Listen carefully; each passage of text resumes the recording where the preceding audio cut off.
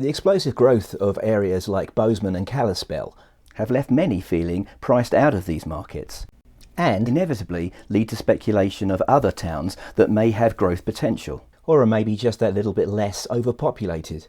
The following seeks to illuminate some of those towns not so far away that may be less well known but have great potential for growth and livability. So it may be pushing the envelope of small to refer to Livingston in those terms, but relatively a population of just over 8,000 would still qualify. There are 12 other Montana towns with more humans. Then there are factors that dictate not including Livingston in this list would be negligent. Bozeman's little sister has much to say for itself. The two towns are separated by just 26 geographical miles, but by $238,500 in median house price. If that is not an eye-popping enough statistic to consider heading over the hill for, here is another. When looking at the same months in the fall of 2016 and 2020, median prices in Bozeman rose 61.8%.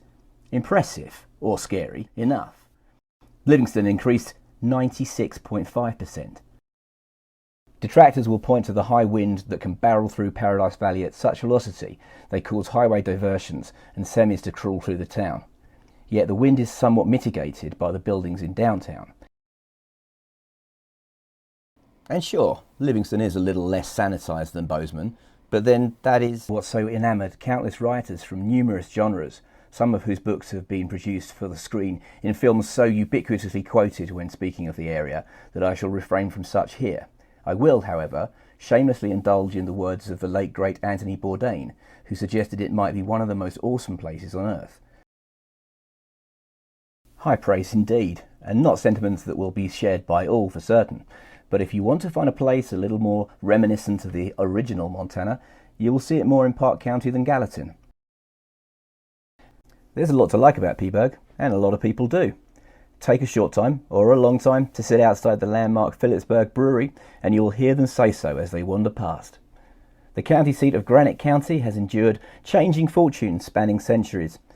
In current times, Phillipsburg exists as a small town with a thriving permanent community, trying to balance this with the increasing amount of, and reliance on, tourism.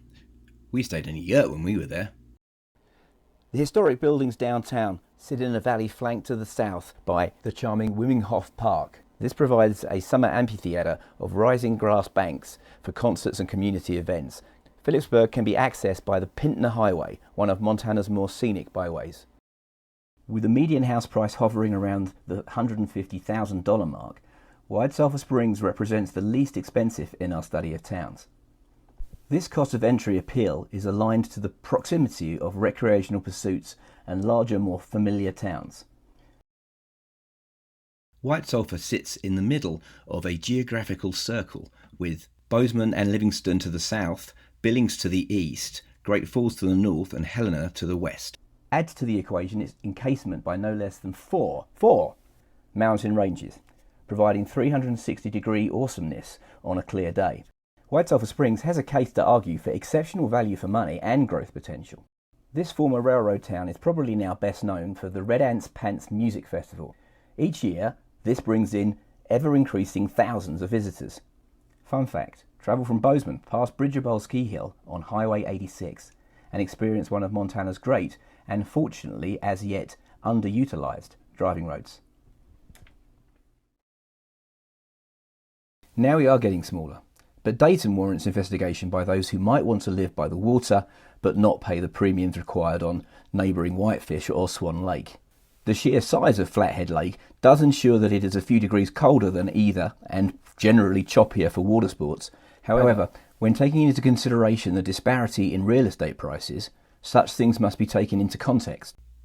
Dayton is itself a very small town, like 1 bar small, but it's 1 bar with characters.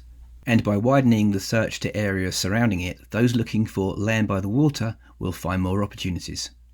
You can't travel much further northwest in Montana and remain in the US than Eureka. As such, you might expect it to be dangerously cold in winter. I certainly did. In reality, temperatures track slightly above Bozeman in winter and below in summer respectively. A charming and historic frontier town in its own right, if it is beauty that you seek, Lake Kakanuska, just to the west, is especially stunning in spring. If you enjoyed this video and you might like to see others in the series on other towns in Montana, please like and subscribe or drop me a comment below.